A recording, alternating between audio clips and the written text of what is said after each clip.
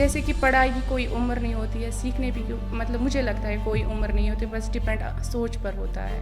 बिल्कुल, कि जिसको कोई नहीं हरा पाया उसको लास्ट में परिवार हरा देता है। जो मैं यहाँ से सीख के गई हूँ, मुझे लग रहा है मेरे लिए बहुत मतलब काफ़ी है। मैं खुश होके यहाँ से जा रही हूँ, ये मैं अपने दिल से बात कह रही हूँ कि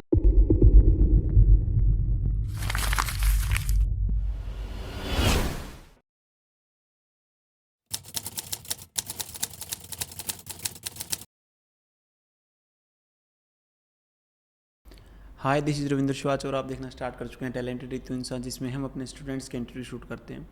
उसी कड़ी में फरवरी बैच की हमारी स्टूडेंट शमशादा, जो बिलोंग करती है कश्मीर घाटी से, उनका इंटरव्यू हम शूट करेंगे और उनसे जानेंगे कि कश्मीर से हरियाणा तक का सफ़र उन्होंने कैसे तय किया, कैसे वो यहाँ पे आए, कैसा उनका एक्सपीरियंस रहा, और उन्हीं से जानते हैं। जी दीदी बताएं। अस्सलाम वालेकुम।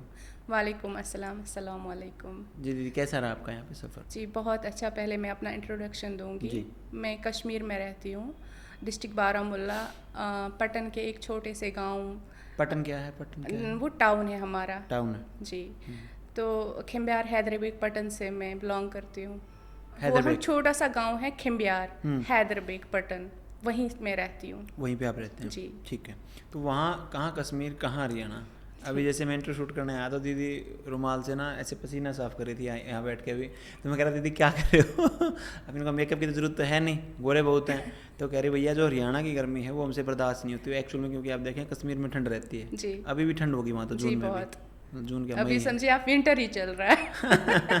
क्योंकि मैं सिक्किम जब रह के आया था जी। तो वहाँ मई जून में भी ऐसे बारिश होती रहती थी, बादल दिखते थे, बिल्कुल अच्छा कश्मीर के होता मौसम था। का कुछ पता नहीं होता है, बारिश वही, धूप वही, जैसी थोड़ी गर्मी बढ़ गई बारिश हो गई। मतलब जन्नत बोलते हैं उसको। हाँ है। आपको फील होता है ऐसा रहते वहाँ पे?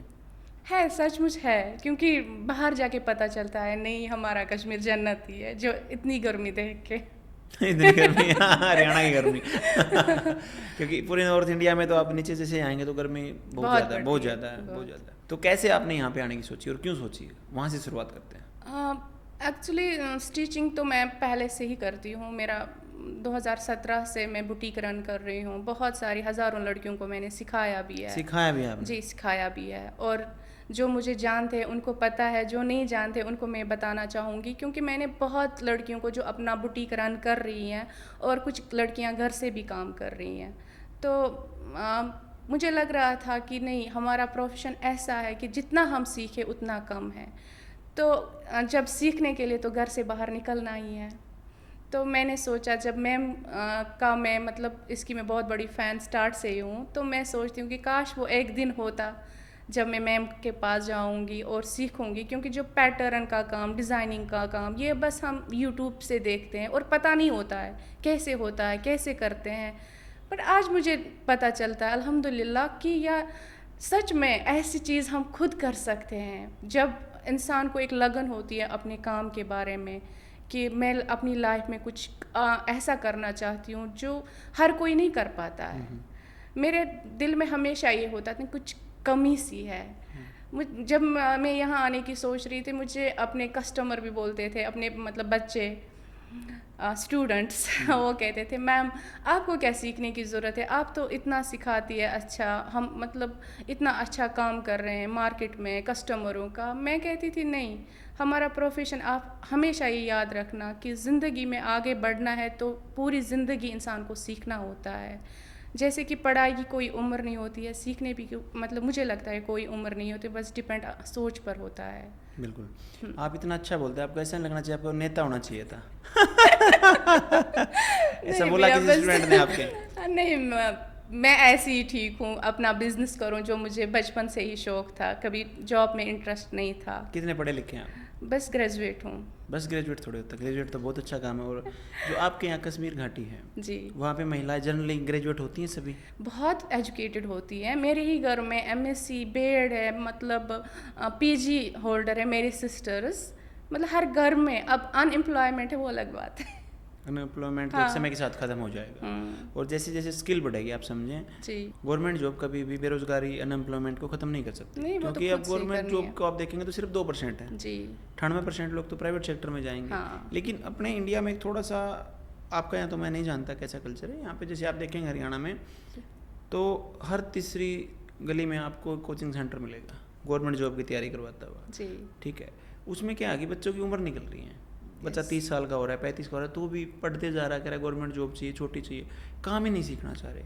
ये काम मेरे को आप में बहुत बेटर लगा। हमारे पास बहुत सारे बच्चे मैंने देखे हैं, तो जैसे उनको स्किल सिखाएंगे जी। अब हमारे यहाँ पे जितनी वर्कफोर्स आती है ज़्यादातर मोमडन होते हैं, और एक लड़के को मैं वेल्डिंग का काम कर रहा था, वो वेल्डिंग एल्यूमिनियम की वेल्डिंग, जो अपने यहाँ बाहर नाम नहीं लिखे हुए टैलेंटेड इंसान, जी जी। तो उसकी उस पर कर रहा था, और उसकी एज थी मात्र 17 साल। मैंने कहा भाई तू पढ़ता लिखता नहीं है क्या? कह रहा पढ़ लिख के मैं क्या करूँगा? मैं बोला कुछ तो काम करता, तो जॉब करता। कह रहा अभी मैं 1.5 से 2.5 लाख रुपए कमाता हूँ महीने के, और मेरे को 3 साल हो गए करते हुए, 14 साल की उम्र में लग गया था। मेरे को ये काम अच्छा लगता है कि जो स्किल सीखता है बंदा बचपन से, सपोज कीजिए, वो कभी बेरोजगार नहीं रहता वो। और एक आदमी 30 साल तक तैयारी करता रहा, उसके बाद उसके मन में ये भाव आएंगे, मैं एक सी ग्रुप की, डी ग्रुप की नौकरी तो कर नहीं पाया, मैं जीवन में क्या करूँगा? लेकिन अगर वो 10-12 साल किसी स्किल को देता तो उस स्किल का उस्ताद हो चुका होता।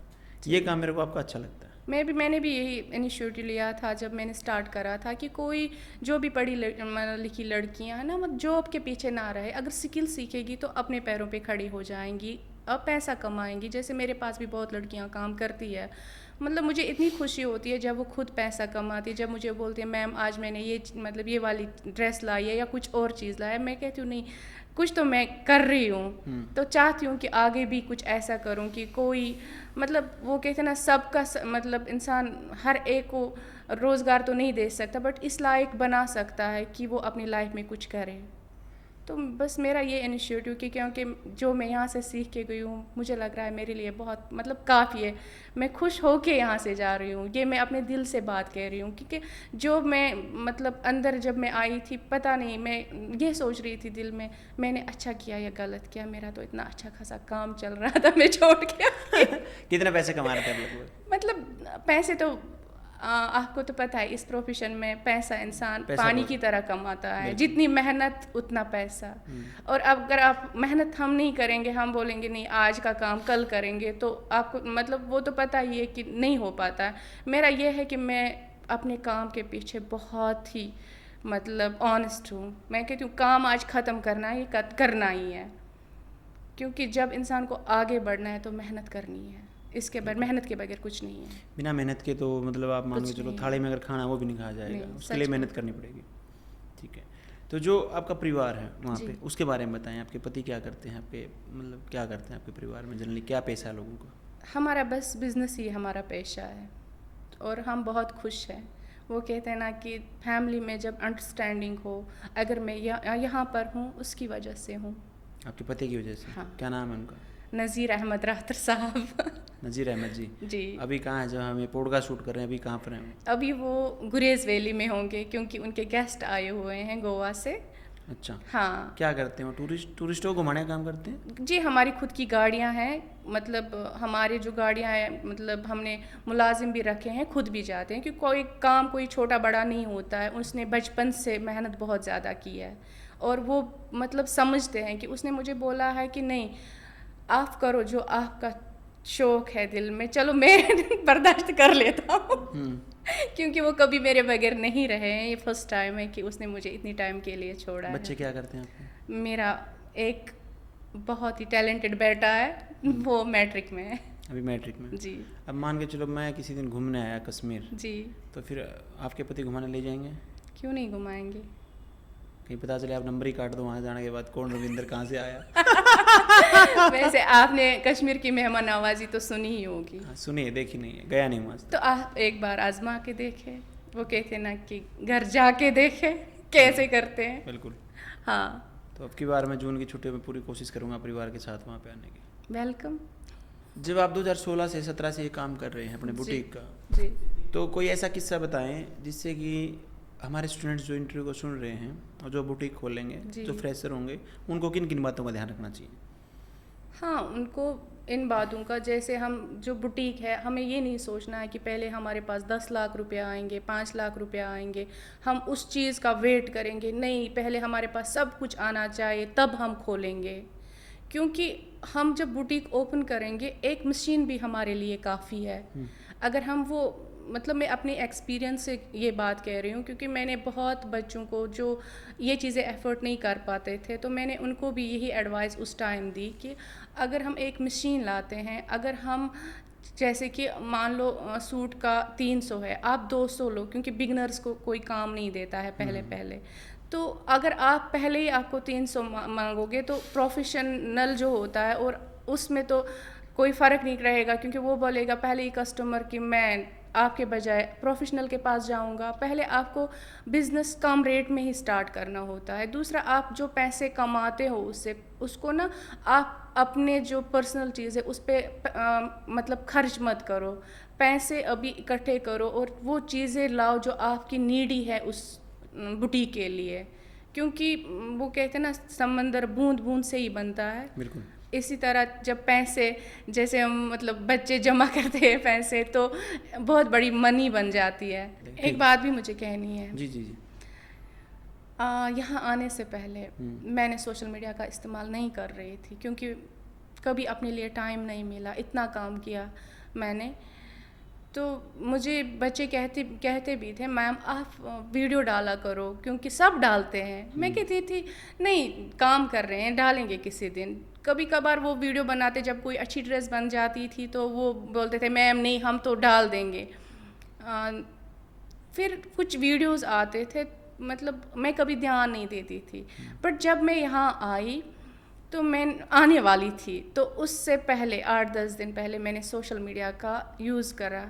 मैंने सोचा, वो इसलिए करा कि इसलिए नहीं कि मैं सोशल मीडिया पे आऊँगी खुद को दिखाऊँगी, ऐसा कुछ भी नहीं था। क्योंकि अगर मुझे आना होता तो 10 साल पहले ही आती।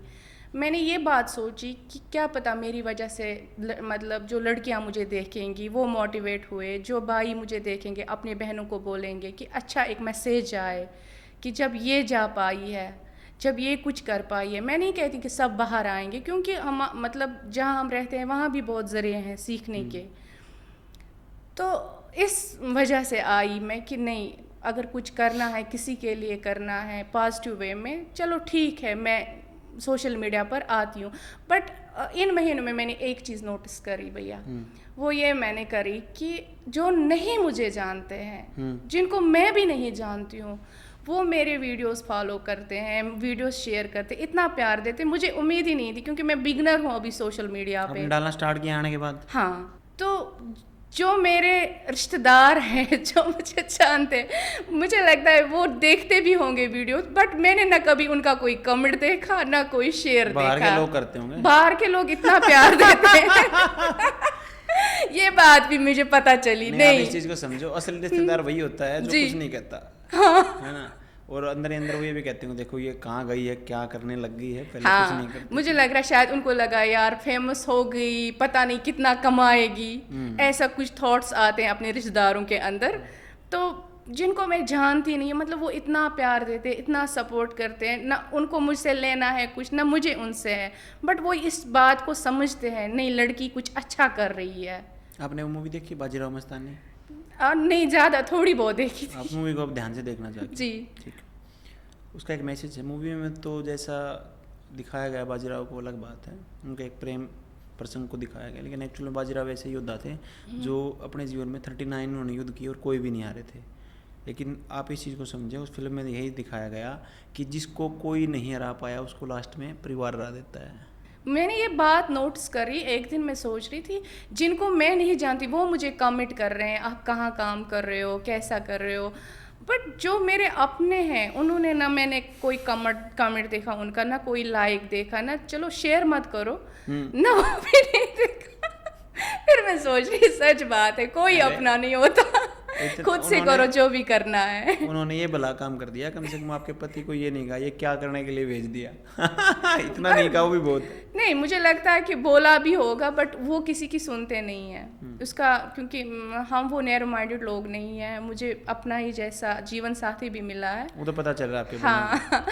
वो मुझे कहता है कि नहीं, जिसमें आप खुश हो, हाँ बस एक बात का ख्याल रखना, हमेशा मेरी इज्जत का ख्याल रखना, वो इंसान को खुद तक होता है। बिल्कुल। तो फिर कोई भी कुछ भी आप करो। मैंने जब सोशल मीडिया पे आना था, मैंने उससे पूछा पहले मैं आऊँ, आपको कोई प्रॉब्लम, अगर किसी ने पूछा तो उसने बोला मैं एक बात बोलूँ, आप बिजनेस करते हो, वो लोग आते हैं जिनका कोई काम ही नहीं होता है, वो सोशल मीडिया इस्तेमाल करते हैं। आज वो ज़माना है कि सोशल मीडिया के बगैर बिजनेस नहीं है। बिल्कुल। आप आओ, मेरी तरफ से आपको कोई भी ये नहीं है, बट वो कहते ना अंडर रूल्स। नहीं वो ज़रूरी भी है, आप हाँ। समझे। पीछे से ही मैं कई बार स्टूडेंट्स को बोलता हूँ कि जी। हमारे एक स्टूडेंट थी, उसकी अच्छा खासा इंस्टाग्राम पे रील डालती थी। जी। और एक दिन वो बैच कंप्लीट होने के बाद यहाँ पे आई तो मैंने उसको कहा कि आजकल आपके इंस्टाग्राम की रील नहीं दिख रही दीदी। कह रही मेरे बेटे ने कटवा दिया इंस्टाग्राम। मैं बोला क्यों? कह रहा एक लड़का ना उस पर दिल के निशान बनाता था कमेंट पे, और लड़के ने कहा हमारी बेइज्जती हो रही है। आप समझें कि जितनी नैरो माइंडेड हम सोच को करेंगे उतनी ही अब अपना ही दब जाते हैं। महिलाओं को दबाया जी, जाता है, जी। लड़के नहीं दबते। आप समझे, किसी भी समाज में जी। इंस्टाग्राम भी बंद होगा या कोई भी चीज़, कोई प्लेटफॉर्म सोशल मीडिया यूज़ करना बंद किया जाएगा, कोई भी बंदिशें लगेंगी। जिसका परिवार जितना नैरो माइंडेड है उसके परिवार की तुम महिलाओं के हालात देखोगे, तुम शकल देख के बता दोगे कि इनका परिवार कितना नैरो माइंडेड है। क्योंकि महिलाएं बाहर वालों से नहीं अपने वालों से परेशान है। जी। आप उस चीज़ को समझो कि ये मत करो, वो मत करो, वो मत करो, ये मत करो, उसको करते करते करते करते उसको ऐसा कर देंगे, कहेगी भाई मेरे को सांस लेने दे बस, इतना बहुत है। जी होता है। ठीक है, ओके। जो आपने कहा कि आप इसलिए इंटरव्यू दे रहे हैं, इसलिए सोशल मीडिया पे आए हैं कि और महिलाएं कम से कम आपसे समझें। और आपने फिर ये कहा कि ज़्यादातर महिलाएं यहाँ तक नहीं आ पाएंगी। फिर भी अगर मैडम की ब्रांच आप श्रीनगर ले चलें तो जब हम मतलब जिस प्लेटफॉर्म के लिए हमें बाहर आना पड़ता है, जैसे अदर स्टेट्स में जाना पड़ता है, जो चीज़ हमें वहाँ नहीं मिल रही है, अगर वहाँ मिल जाएंगी तो बाहर कौन आएगा? नहीं मतलब वहाँ पे तो बच्चे अफोर्ड कर पाएंगे।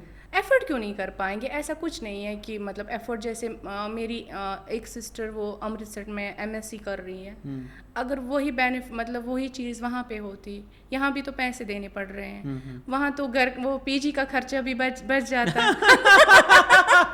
और कम से कम आपको टैनिंग भी नहीं होती इतनी धूप में। और मेरे लिए वो थोड़ा काम भी, क्योंकि मेरी मतलब बेटी कोई नहीं है, मैं उसी को अपनी बेटी समझती हूँ। जब वो होती है तो मुझे काम का टेंशन होता ही नहीं है।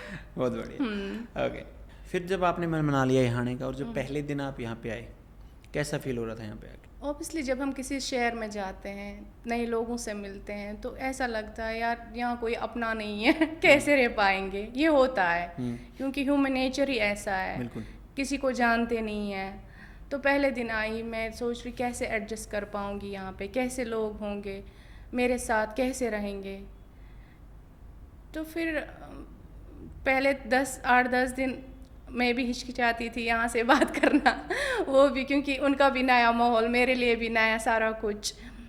फिर जब मतलब आज की बात करें तो ऐसा दुख हो रहा है कि हमारे कुछ दिन रह गए, कैसे रहेंगे। इवन कि मेरी एक रूममेट जा रही थी, मैं मार्केट चली गई, फिर उसने मैंने मतलब हम दूसरी रूममेट को बोला कि आप मतलब ये मत समझना कि मैं इसकी वजह से चली। मैं सोच रही थी कि मैं इसको फेस कैसे करूं। अगर मुझे रोना आ गया, क्योंकि वो तो ओबियसली आता, 3 महीने मैंने साथ निकाले हैं और उसने मेरी इतनी केयर करी है वहाँ पे कि मुझे पता ही नहीं चला कि मैं इसे जानती ही नहीं हूँ। कहाँ से थी वो रूममेट आपकी? वो नोएडा से थी। तो मैं सोच रही थी सच में उन लोगों से मिलना जिनको हम जानते ही नहीं हैं, हमारी ज़िंदगी में आना और अहम इंसान बनना। परिवार जैसा फील हुआ आपको 3 महीने यहाँ पे? बहुत। परिवार की कमी महसूस तो नहीं होगी ज़्यादा? मैं कभी मतलब परिवार के बगैर नहीं रही, क्योंकि हम जहाँ भी जाते हैं साथ साथ जाते हैं। ये फर्स्ट टाइम है मैं परिवार के बगैर रही हूँ। और मैंने अपने परिवार को ये भी बताया, मुझे लग रहा है मेरे दिमाग से सारा डिलीट हो गया है, ये नया चैप्टर स्टार्ट हुआ है। क्योंकि अपने जो इंस्टीट्यूट है ना, इसको इस वे में डिजाइन नहीं किया गया कि स्टूडेंट्स आएंगे, उनसे फीस लेंगे और फिर बिजनेस खड़ा करेंगे, नहीं। इसलिए किया गया कि महिलाएं आएंगी, वो जीवन में अपने आगे बढ़ेंगे, और जब वो यहाँ पे आ रही है उनके बच्चे भी हैं, क्योंकि स्टूडेंट्स नहीं है, स्टूडेंट होते हैं 10वीं-12वीं क्लास के बच्चे, एक एज ग्रुप के। यहाँ तो 17 साल से लेकर 65 साल तक के सभी आते हैं, अमीर भी आते हैं, गरीब भी आते हैं, सभी आते हैं, इंडिया के हर जगह से आते हैं, इवन अब्रॉड से आते हैं कई बार बच्चे। तो यहाँ पे इस वे में इसको डिज़ाइन किया गया है कि उनको परिवार की कमी महसूस ना हो। जी है, ऐसा ही है, इसको डिज़ाइन किया गया है। ऐसा ही है, क्योंकि यहाँ पता ही नहीं चलता हम अपने परिवारों को छोड़ के। इवन कि जो हमारा नया बैच आया तो मैं उनको बोल रही थी, वो कुछ लेडीज़ उसमें रो रही थी। मैं कह रही हूँ कि मेरा एक लौता बेटा है जिसके बगैर मैं 1 मिनट भी नहीं रहती थी, मैं वो छोड़ के आई हूँ। मुझे कभी याद है, मैं उसको 10 दिन के बाद कॉल करती हूँ, आप ठीक हो? तो यहाँ ऐसा लग रहा है कि कुछ याद ही नहीं है, जैसे पहला चैप्टर सारा वो क्लीन हो गया, दिमाग से डिलीट हो गया। और कई दिन लगेंगे उसी फेज में जाने के लिए। हाँ, अब बाई एयर जाते होंगे आप, तो वापिस जाते हुए अभी? आए तो हम बाय एयर ही थे, बट सामान इतना बढ़ गया है, मैं कह रही हूँ कि ट्रक लेकर आओ, इतना मैंने ड्रेसेस बनाई है। तो उन ड्रेसेस को बनाने में कितने पैसे खर्च कर दिए आपने? टोटल खर्च कितना होगा आपका यहाँ पे? खर्च अपने हिसाब से है कि आप एक्सपेंसिव कपड़ा लेते हो या नॉर्मल लेते हो, जिस हिसाब से आपका बजट हो आप बना सकते हो उस हिसाब से। नॉर्मल भी मिलता है, हैवी भी मिलता है, तो मेरा जिस हिसाब से बजट था मैंने उस हिसाब से बना, कुछ हैवी बना दिया, कुछ नॉर्मल बना दिए, बट जो भी मैम का वर्क था साथ साथ मैंने वो करा कि कंप्लीट किया। हाँ, क्योंकि मैंने सोचा कोई भी मतलब मेरा छूटना नहीं चाहिए कि बाद में मुझे ये रहेगा, मैंने वो नहीं किया था। इवन जो हम यहाँ ब्लाउज सीखे हैं, जैसे डट डालना, पैटर्न काटना, पैटर्न पे काम करना, वो वहाँ नहीं है, क्योंकि हम साड़ी नहीं पहनते वहाँ पे, ब्लाउज़ नहीं पहनते। बट ऐसा नहीं है कि मैं सीखना नहीं चाहती, मैंने पूरा सीखा, क्योंकि उससे हम ना कोई भी heavy dress, expensive dress, gown type, वो चीज़ें बना सकते हैं। क्योंकि मैडम का मेथड जो है वो आसानी से समझ लेता है बंदा कि जो बट मैं नहीं कहती हूँ कि एकदम से समझ आएगा। हाँ, उसके लिए प्रैक्टिस कंटिन्यू करनी है। यहाँ पे दिन रात हमने एक करा है, हम 3 बजे 4 बजे सोते हैं भैया, 2 घंटे हम नींद करते हैं, 2 घंटे, सिर्फ 2 घंटे? 2 घंटे, ना हमारा दिन होता है ना रात होती है। वो इसलिए कि ये महीने हमें मिले हैं वर्क करने के लिए, हमें करना है। बीमार नहीं हुए फिर आप इतना कम सो के? मेरा वेट कम हुआ है। चलो तो फायदा ही हुआ आपको। हाँ, फायदा हुआ है बहुत। ओके, फिर जब आप यहाँ पे आ गए पहली क्लास में, आपको कैसा फील हो रहा था कि तो बेसिक जो सिखा रहे हैं, मेरे 10 साल से बुटीक है मेरा? मैं तो यही कर रही थी। फिर कब आपको ऐसा लगा कि यहाँ कुछ सीख के जाऊँगी मैं यहाँ से? जब जो भी चीज़ें मैंने करी है, जो मैं कर रही थी, उनके लिए ना जो मेथड, मतलब फार्मूले हैं, जो कि हर एक इंसान की बॉडी सेम नहीं होती है, हम सेम फार्मूला हर एक में नहीं लगा सकते। यहाँ आके ये समझ आया कि हम जो भी मतलब हमारे पास कस्टमर आएगा, उसकी अलग पर्सनालिटी, अलग बॉडी शेप है, तो हम उसका मेजरमेंट लेके उसके लिए कैसे हम ड्रेस डिज़ाइन कर सकते हैं। यहाँ के पता चला कि मैं कोई भी ड्रेस बना सकती हूँ अब, वो डाउट मुझे कोई नहीं है। जो डाउट मेरे दिल में थे, दिमाग में आते थे जब मैं काम करती थी अपने बुटीक पे, वो क्लियर है सारे। यहाँ आके मुझे सारे वो क्लियर हो गए। फिर ऐसी कौन सी क्लास थी जिसमें आपको ये लगा हाँ मैडम कुछ तो सिखा के भेजेंगे? हाँ, जैसे कलियों के लहंगे, कलियों की कुर्तियाँ, कलियों के प्लाजो, क्योंकि वो मेथड के साथ निकालने होते हैं। उसमें हम ये नहीं कहा कि किसी का 22 चेस्ट है तो उसी हिसाब से निकालेंगे, नहीं, क्योंकि अगर कलियाँ छोटी बड़ी हो गई काम खराब, गंदा लगेगा फिर वो। हाँ, लहंगे बनाने मेथड के साथ। आज जब मैं कोई मतलब किसी बड़े इंटरनेशनल डिज़ाइनर को देखती हूँ ना, जब कोई रील आती है, जैसे मैं वो ड्रेस देख लेती हूँ, मैं कहती ये तो आसान है, आसान ही होता है। हाँ, ये आसान, इतना हमें क्यों डर लगता था, ये कैसे बनाते थे, ये कोई अलग ही पर्सनालिटी होती है, डिज़ाइनर होते हैं जिनको एलियंस जिनको ये समझ आती है, ये तो इतना आसान है। बट हमें किसी ऐसे गुरु की ज़रूरत है जो हमें ये आसानी से समझाए। वो अगर मेरे लिए है, अगर मैं किसी का शुक्रिया अदा करना चाहूँगी, पहले तो अल्लाह ताला का, उसके बाद अपनी मैम का, जिसने मुझे मतलब इस काबिल बनाया कि मैं अपनी लाइफ में किसी को भी टक्कर दे सकती हूँ। अब मुझे वो टेंशन ही नहीं है, मेरे पास कोई भी कॉम्पिटिटर आ जाए। कंपटीशन कभी कुछ होता ही नहीं है?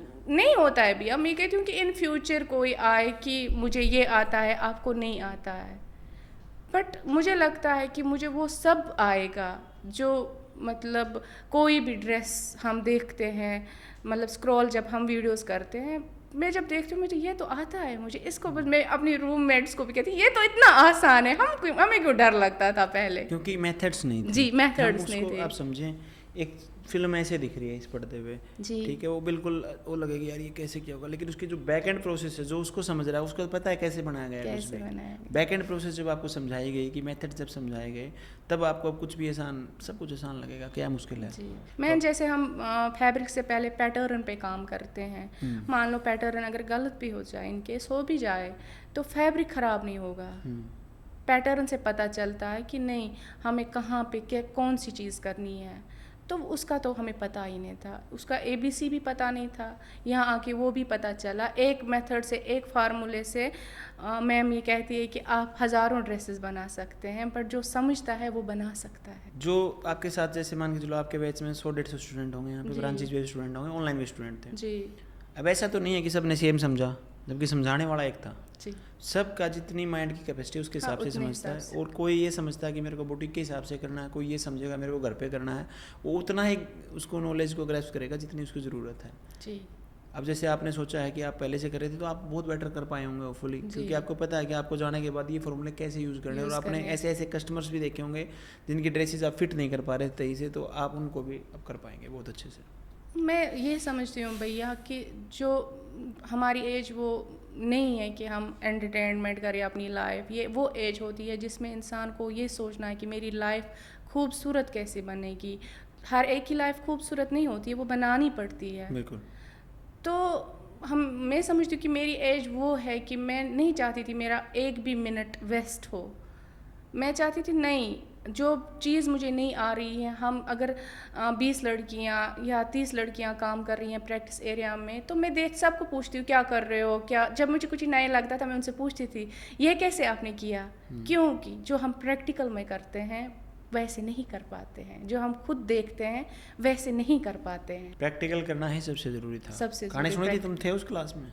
खजाने वाली कहानी सुनी थी? हाँ बहुत इंटरेस्टिंग थी और बहुत अच्छा लगा, मैंने बहुत दिल से वो कहानी सुनी। आप समझें, क्योंकि जी। जब तक इंसान प्रैक्टिकल नहीं करेगा हाँ। आगे बढ़ ही नहीं सकता, आगे बढ़ वो वहीं नहीं खड़ा सकेगा। रहेगा, चाहे वो कितना ही पढ़ता रहे जी। उसको प्रैक्टिकल उतारना पड़ेगा। हाँ, मैं ये भी मतलब कहना चाहूँगी, जो भी बच्चे किसी भी ब्रांच पे सीखने के लिए आते हैं, अपना टाइम फजूल चीज़ों में वेस्ट मत करो। जिस काज के लिए आए हो, आप सीखने के लिए आए हो, ये हर एक आसानी से नहीं आ पाता है। यहाँ कुछ लड़कियां मुझे ये भी बोल रहे हैं कि हम इतनी स्ट्रगल करके आए हैं, क्योंकि जब लड़कियां बैठते हैं तो ऑब्वियसली मतलब सारा एक अपनी कहानी सुनाता है, दूसरा अपनी कहानी सुनाता है। तो मैं मतलब अपने मतलब जो PG में मुझे लड़कियां, मैं उनको भी ये बोलती हूँ, जिस काम के लिए आए उस पर कॉन्सेंट्रेट करो, बाकी चीज़ें दिमाग से निकाल दो। कौन क्या बोल रहा है, कैसे क्या हो रहा है, जब आप समझोगे आपके दिमाग में आएगा, आपको ये लगेगा नहीं मैंने बहुत अच्छा किया, मैं कुछ सीखने के लिए निकली हूँ।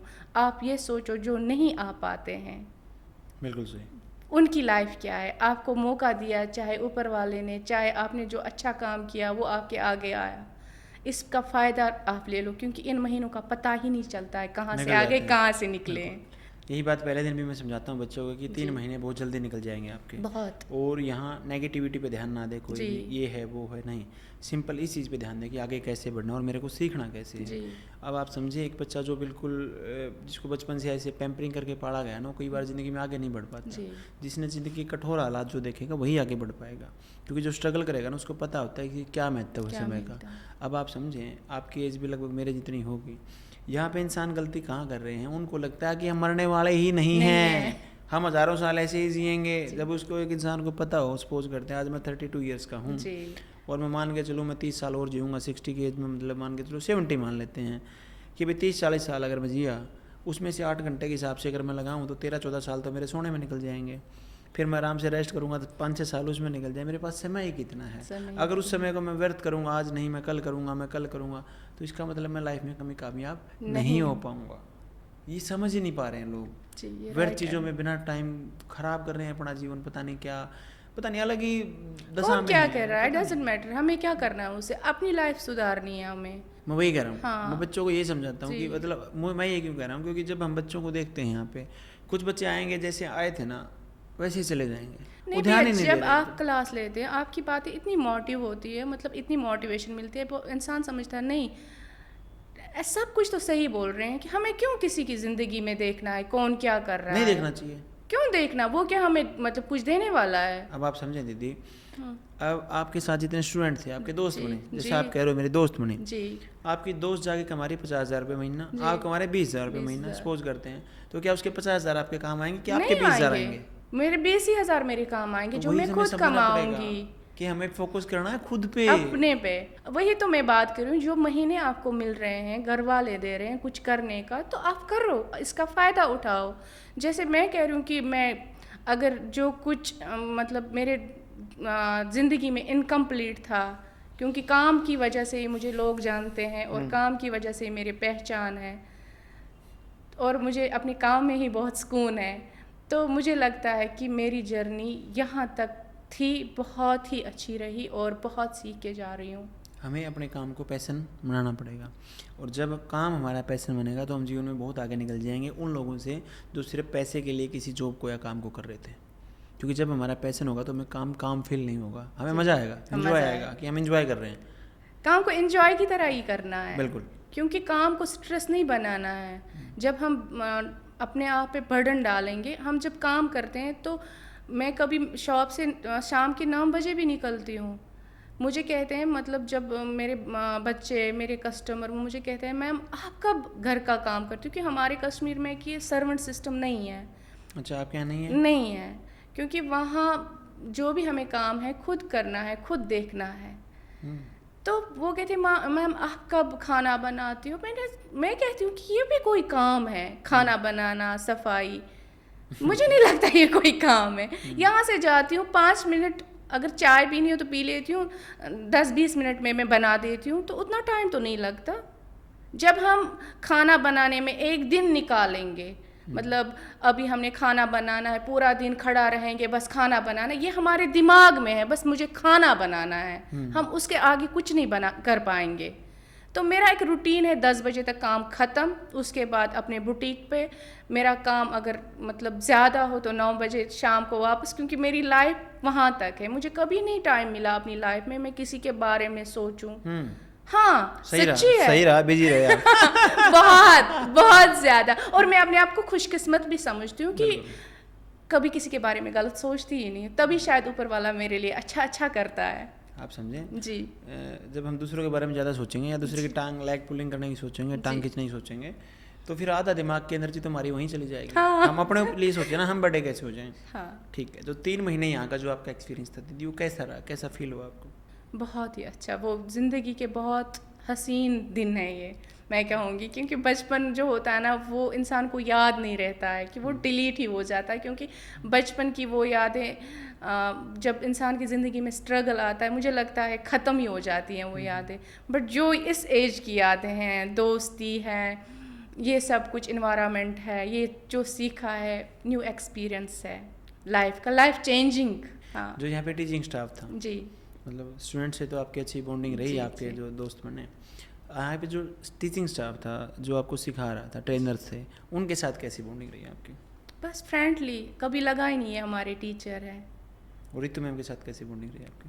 क्या बताऊँ उनके बारे में, बट जब उनको देखती हूँ, आप यकीन नहीं करोगे, 2 दिन कंटिन्यू मेरे ख्वाब में आई सपने में। मतलब मैं जब सुबह उठी ना, मैं अपनी रूममेट्स को कह रही यार ये क्या हो रहा है, मैं मेरे ख्वाब में क्यों आ रही है। मतलब यहाँ आने के बाद? हाँ सच्ची, ये रियल है, 2 दिन कंटिन्यू। फिर मैं जब मैम को देखती हूँ ना, वो कहते हैं ना कि सब कुछ भूल, जिस इंसान को आप चाहते हो जब आप सामने होता है ना, उसकी मतलब हर एक बात इंसान दिल से सुनता है। इतनी फ्रेंडली, मतलब मैं कहती हूँ कि ऊपर वाले ने उसमें इतना कुछ दिया है। मतलब गुस्सा तो मैं कभी देखती ही नहीं हूँ बच्चों के साथ या कुछ, इतने प्यार से, या इतनी बड़ी हस्ती है वो आज की डेट में, मतलब ब्रांड है वो। अगर मामूली इंसान कुछ बनता है ना, फेसबुक पे कुछ चंद फॉलोअर्स बन जाते हैं, ईगो आ जाता है, इतना ईगो आता है कि वो अपने आप को सेलिब्रिटी समझता है। बट मैम में ये बात है कि नहीं, सारे बच्चे एक जैसे हैं, और सबके साथ इतना प्यार से बात करना, और मतलब बहुत ही अच्छा। बहुत आप समझें दीदी, आप में मुझे पता नहीं कैसा कॉन्सेप्ट होता है, किसके लिए आप करते हैं, लेकिन हमारे में कॉन्सेप्ट होता है कि हम ये मानते हैं कि जो भी ज्ञान है, ज्ञान की देवी हम माँ सरस्वती को मानते हैं। और हमारे में एक कहावत है कि माँ सरस्वती और ईगो एक जगह वास नहीं करते। क्योंकि आप जैसे ही आपके अंदर ईगो आएगा, घमंड आएगा ना, तो आप किसी को उल्टा सीधा बोलने लगेंगे, आपका जो ज्ञान है वो सीमित हो जाएगा, एक समय के बाद खत्म हो जाएगा। आप जिस भी सेलिब्रिटी या जिसका भी नाम लें, जिसके अंदर ईगो घमंड देखेंगे ना, आपको एक समय के बाद खत्म हो जाता है। इसलिए ईगो चाहिए नहीं। ईगो हमें चाहिए क्यों? आप समझें, जिस परिवार से हम उठ के आए हैं, वहाँ से यहाँ पे आने के बाद हमारा सिर्फ एक ही मकसद है कि जब हम उठ के आए हैं तो और परिवार भी आगे बढ़ें, वो भी गरीबी से बाहर आएँ, समझे। तो उसमें ईगो का तो सवाल ही नहीं। ये तो हमारे 2 मिलियन फॉलोवर हैं, अलग अलग जगह मिला के 7-8 होंगे। अगर कल को मैडम के 100 मिलियन फॉलोवर भी हो जाएंगे तो भी ईगो नहीं आएगा। नहीं, क्योंकि वो सिर्फ एक काउंटिंग है, पैसा भी एक काउंटिंग है, मैम लेकिन जितनी वो बाहर से खूबसूरत है दिल उसके मतलब ज़्यादा खूबसूरत, जितना मैंने करीब से देखा है बहुत, क्योंकि मैम बहुत के बर्थडे मिस। सेलिब्रेशन में थे आप? कहाँ आपके पे? बैच में ही था, बर्थडे सेलिब्रेशन किया जी, था मैम का। सारे सेलिब्रेशन हमने साथ करे हैं। पिछली फेयरवेल पार्टी में गए थे हाँ, तब? गई थी। कैसा फील आया था? बहुत बढ़िया। बहुत अच्छा लगा। अब की बार कौन सी ड्रेस बना रहे हैं फिर फेयरवेल पार्टी के लिए? अब की बार मैंने ऐसा कुछ बनाया क्योंकि हमारे जिसमें कश्मीरियत दिखे, वो दिखाएंगे? पिछली बार जो लड़की आपकी सीनियर थी, वो यहाँ मटेरियल नहीं मुझे मिला, वो मैं एक ये कह रही कि अगर मुझे पहले पता होता मैं कश्मीर से लेकर आती। क्योंकि पिछली बार जो आपकी सीनियर थी वो लड़की हाँ। कहाँ से, पुलवामा साइड से थी? कहाँ से नहीं, थी वो उड़ी साइड से थी। उड़ी साइड से थी। जी। उसने जो लास्ट में ड्रेस डाली थी वो कश्मीरियत दिख रही थी उसमें कि ये लड़की कश्मीर से है। कश्मीर से मैं भी बनाना चाहती थी भैया, बट यहाँ नहीं मिला मैं मुझे वो चीज़ें जो मैं वो ड्रेस कस्टमाइज़ करती। तो देखते हैं क्या हम वो चीज़ बनाऊंगी जो वहाँ भी पहनेंगे, क्योंकि वहाँ हम ज़्यादातर वो चीज़ें पहनते हैं ना जो ढकी रहती हैं, तो उसी हिसाब से बनाऊंगी। बिल्कुल बढ़िया, क्योंकि आप हाँ। समझें जहाँ पे हमें जाके काम करना है, हमें जी। उसी माहौल के हिसाब से अपने जी। ड्रेसेस का डिजाइन करना है। मेथड आपको आ सकते हैं, चाहे जी। उसको आप स्लीवलेस बनाएं चाहे फुल स्लीव बनाएं, वो हाँ, तो फुल आपकी भी मर्जी बना है। सकते, कोई भी बना सकते हैं भैया, क्योंकि वो तो हमने सारा कुछ सीखा है। ये नहीं ज़रूरी कि हम बैकलेस रखें या डीप रखें, वो तो अपने आपकी मर्जी है। मेरी मर्जी है। बहुत बढ़िया, ऐसे होते हैं इंटरव्यू शूट। अब अच्छा जाएगा, इसका 20-25 मिनट का इंटरव्यू आएगा। और बता, तू क्या सवाल कर रहा था वो? हाँ ठीक है, ओके ठीक। लगभग 400-500 किलोमीटर दूर आप अपने घर से आए जी। और एक ऐसी एज में आए जब आपके पति भी हैं घर पे और आपका लड़का भी है। जी। मतलब बचपन में निकलना आसान होता है पढ़ने के लिए। अब जब आप इस एज में आए और जब आप यहाँ पे पीजी में रहे हो, पीजी में कभी आपको ऐसा लगा कि यहाँ तो सेफ नहीं है? क्योंकि एक अलग एनवायरनमेंट में जब आता है बंदा, एक अलग जियोग्राफी में आता है, अलग रिलीजन के लोगों में आता है, तो ऐसा फील होता है, ह्यूमन नेचर है ये। आपको कभी ऐसा लगा कि मेरे साथ कुछ यहाँ पे गलत ना हो जाए? नहीं, ऐसा तो कुछ नहीं है, क्योंकि हम सारे वहाँ लेडीज़ है, लेडीज़ का काम है। पीजी में आते हैं, खाना खाते हैं, प्रैक्टिस एरिया में जाते हैं, अपनी प्रैक्टिस चाहे 4 बजे रात तक करो, 3 बजे रात तक करो, फिर अपने रूम में सोना। ऐसा कभी फील नहीं हो ना, मैंने दिमाग में या दिल में कभी कोई ऐसा ख्याल है, क्योंकि वो माहौल ही नहीं है वहाँ यहाँ पे। मुझे नहीं लगता कि कोई ऐसी कोई बात कभी होगी भी, होने भी नहीं देंगे। नहीं। क्योंकि आप समझें इस पीजी को जैसे डिज़ाइन किया गया है, आप अलग अलग शहरों में जाके पीजी देखेंगे, वहाँ पे ना लगभग, क्योंकि हमारे बच्चे जाते हैं, हमारी रिसेप्शनिस्ट और टीचिंग स्टाफ जब जाता है, हम देखते हैं खूब रेयरली सीसीटीवी मिलते हैं। आपके यहाँ तो जैसे मान के चलो गार्ड होते हैं, गार्डों के साथ आप आते जाते हो। अगर मान के चलो सेंटर से मैं पीजी बता दूँ, लगभग 100 मीटर की भी दूरी नहीं है, 50 मीटर की दूरी होगी, उसके बावजूद गार्ड जाते हैं शाम में जी। और आपको साइन करके आने होते हैं। सीसीटीवी लगे होते हैं, जेंट्स की एंट्री अलाउड नहीं है, मतलब उनकी स्टूडेंट के घर वाले भी आते हैं तो भी अलाउड नहीं होते। तो आप समझे काफ़ी, मतलब हमारी तरफ से पूरी सेफ्टी हम देने की कोशिश करते हैं, क्योंकि बच्चे को सबसे पहले सीखे तो तब जब उसको सेफ फील होगा। जब सेफ ही फील नहीं होगा तो कैसे कर पाएगा जीवन में वो। फिर जो आप रात में मशीनें यूज़ करते हैं इतनी ज़्यादा टाइम तक आप लगातार यूज़ करते हैं, उसमें काफ़ी बिजली भी जाती होगी इंस्टीट्यूट की, आप प्रेसेस भी यूज़ करते होंगे, आयरन्स भी जी। तो क्या उसका कोई एक्स्ट्रा चार्ज लिया जाता है आपसे? नहीं। क्या लेना चाहिए? अभी तक नहीं लिया, अब आपकी मर्जी है। ना वो नहीं लेंगे, बेसिकली प्रैक्टिस एरिया इसीलिए है कि बच्चे सीख के जाएं। और उसके बाद जब मैं बच्चों से मिला तो एक अजीब ही सवाल मेरे को सुनने को मिला कि भैया हमने सुना है इंटरव्यू के लिए पैसे लेते हैं भैया 5,000 रुपये। अच्छा, आपसे कितने की पर्ची काटी गई ये बताओ? नहीं, मतलब ये तो अजीब ही सवाल हुआ। पता नहीं बच्चे को कौन तो कहता है, एक बच्चा कह गया होगा उसने 1 से 2, 2 से 10, पता नहीं बच्चे कह रहे हैं कि पैसे क्यों लेंगे। एक लड़की अभी हम रेवाड़ी बुटीक ओपनिंग करवा के आए और वो बुटीक ओपनिंग से 1 दिन पहले आ रही है जी। यहाँ पे आई और मैंने उसके यहाँ पर रखी कि मैडम रेवाड़ी की विजिट है, आपका बुटीक ओपन करवा देंगे जी। तो पहले दिन आई तो मैंने उसको कहा तू क्या करने आई गुड़िया यहाँ पे, जाके अपना काम कर बुटीक पे। कह रही भैया मेरे दोस्तों ने ऐसे कहा है, मैडम तो 1.5-2 लाख रुपए लेती है बुटीक ओपनिंग के, वो नहीं आने वाली। आप मुझे ये बता दो आओगे या नहीं आओगे, नहीं तो मेरी बेइज्जती बहुत हो जाएगी। मैं बोला जब हमें पैसे चाहिए नहीं, आज तक हमने किसी बच्चे से सिंगल रुपया नहीं लिया तो नहीं लिया। अब लोग हमारे बारे में क्या बोल रहे हैं उस चीज़ को मैं ठीक नहीं कर सकता, वो उनका अपना माइंडसेट है, वो वैसे रहेंगे। फिर वो लड़की का उस लड़की का अभी बुटीक ओपन हुआ, अभी रील भी आएगी तो मतलब दुनिया का हम नहीं सुधार सकते। और मैंने तो छोड़ भी रखा है, आप देखेंगे तो मैं तो 3-4 क्लासेस लेता हूँ बच्चों की जी। और समझाता हूँ कि भाई नेगेटिविटी से दूर रहो, ये करो वो करो, उसके बाद जिसको जो करना है उसका खुदा मालिक है, फिर वो क्या करें। ओके। नहीं, ऐसा कुछ नहीं है। हाँ? कोई पैसा नहीं लेता है यहाँ पे। अरे पता नहीं कैसी कैसी बातें करते हैं, मतलब 5,000 लोगों रुपये का लेते काम हैं। है बात करना, मतलब वो तो 5,000 करते रुपये। रहेंगे। वो 4 लोग होते हैं। ओके। जो आप सोशल मीडिया आपने कहा कि यहाँ आने के बाद आप यूज़ करने लगे, क्या नाम है उसका आईडी का, कितने फॉलोवर हो गए हैं आपके? उसके फॉलोवर हो गए हैं 1000 प्लस इंस्टा के भी और फेसबुक के भी। 1,000 हो गए हैं आने के बाद? हाँ, ज़्यादा ही है। बढ़िया, वहाँ जाने के बाद और बढ़ जाएंगे। हाँ, बढ़ना चाहिए क्योंकि फिर आप मान के चलो आप कश्मीर घाटी में कल को फेमस हो गए आप पूरे, जी। फिर हमें याद रखेंगे आप? वैसे मतलब मैंने बहुत ही देखा है कि जहाँ से हम सीखते हैं उनका नाम भी फिर लोग लेना पसंद नहीं करते हैं। हाँ, देखा मैंने भी। हाँ, मैंने भी, क्योंकि मैंने जिनको भी सिखाया कुछ ऐसे भी मुझे सुनने में आया कि वो कहते कि नहीं, मैंने तो खुद से ही सीखा था, यूट्यूब देख देख के सीख लिया। लेकिन उनको एक चीज़ का ध्यान करना चाहिए दीदी ज़िंदगी में। ऐसे बोलते हैं हरियाणवी में एक बहुत अच्छी कहावत है, जी। गुरु बिना ज्ञान नहीं, नहीं। घी बिना जान नहीं। आप समझें, जो अपने गुरुओं की इज्जत नहीं करेगा वो इंसान कामयाब नहीं होगा, क्योंकि उसके अंदर आएगा फिर ईगो। Yes, और ईगो और माँ सरस्वती एक जगह नहीं वास कर सकते। बहुत ही अच्छा इंटरव्यू रहा दीदी आपका। और अंत में मैं चाहूँगा महिलाओं के नाम कुछ संदेश दें। हाँ, तो मैं कश्मीर की महिलाओं के लिए कुछ कहना चाहूँगी कश्मीरी में। बिल्कुल। मैं अपनी कश्मीर की बहनों के लिए ये कहना चाहती हूँ कि अस हेको कुन ते साथ पन्नी ज़िंदगी शुरू करित। यिथ कन परनस छुन कहाँ एज आसान किन, तिथे कन छुन हेचनस ते कहाँ एज आसान। अगर तोह मज लगन छ, शौक छ, पन्नन जंगन पे गसियो खड़ा, पन्ने अथ ज़ीनियो, अल्लाह ताला बगैर म रोजियो कंसे मोहताज। क्याज़कि इस सन ज़िंदगी अथ मज वारिया ज़्यादा स्ट्रगल ते इवान, वारिया किंश पेवान वुचुन ते। इसीलिए कहाँ ते स्किल हेचु यथ मज तुह इंटरेस्टेड छु, बाकी अल्लाह ताला पाने ब्रोह कुन पकनावान।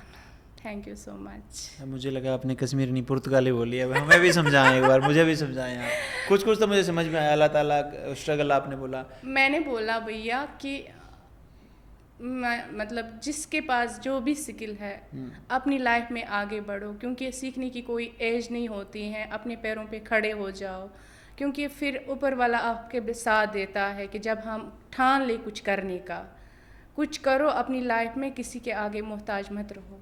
बहुत ही बढ़िया संदेश। और आप समझें, हम भी इसी मुहिम में लगे हुए हैं कि हर महिला अपने पाँव पे खड़ी हो। और आप समझें, महिलाएं एक गलतियां बार बार कर रही हैं, समाज गलतियां बार बार कर रहा है कि महिला को मोहताज बना दिया गया किसी दूसरे का। आप सपोज कीजिए महिला की शादी कर दी गई है और मालिक ना करे, कुछ हो जाए तो फिर उसका और उसके बच्चों का क्या हाल होगा। ये सब देख रहे हैं और सबके सामने हो रहा है। हर मतलब जिसके परिवार में जब किसी के साथ कुछ होता है तो सबको पता है कि क्या होगा, लेकिन उसके बावजूद महिलाओं को बाहर निकलने की इजाज़त काफ़ी घरों में आज भी नहीं इंडिया के, और वो होनी चाहिए। महिलाओं को जब हम स्किल करेंगे तो वो एक नहीं 2 परिवारों का सहारा बनेगी और उसके जो अपना जनरेशन है नेक्स्ट उसका भी सहारा बनेगी। तो इन्हीं बातों के साथ इस इंटरव्यू को हम समाप्ति की ओर लेके जाएंगे और अल्लाह ताला से दुआ करेंगे कि दीदी का बुटीक बहुत ही अच्छा चले और कश्मीर में ये एक सेलिब्रिटी की तरह इन फ्यूचर, और मेरे को फिर ये जब मैं कश्मीर घूमने जाऊं बहुत अच्छे से घुमा के लाएं। ओके, धन्यवाद। महिला उत्थान की मुहिम को आगे बढ़ाने के लिए अब हम आपके शहर में भी अपनी ब्रांच खोल चुके हैं। यदि आप ऑफलाइन सीखना चाहते हैं तो आप हमारी ब्रांच पे जाकर एडमिशन ले सकते हैं। इन सभी शहरों में हमारी ब्रांच खुल चुकी है। अगर आप भी मुझसे स्टिचिंग सीखना चाहते हैं तो नीचे दिए गए बटन पर क्लिक करें, आपका ये पेज ओपन हो जाएगा। उसके बाद रजिस्ट्रेशन नाउ पर क्लिक करें। उसके बाद अपना नाम फिल करें। उसके बाद अपना नंबर इसमें फिल करें। इसके बाद आप अपना नज़दीकी सेंटर सिलेक्ट करें। जैसे कि आपका नज़दीकी सेंटर भिवानी है तो भिवानी सिलेक्ट करें। बहुत बढ़िया, आपका रजिस्ट्रेशन सक्सेसफुल हुआ। जल्द ही हमारी टीम आपसे कांटेक्ट करेगी। धन्यवाद।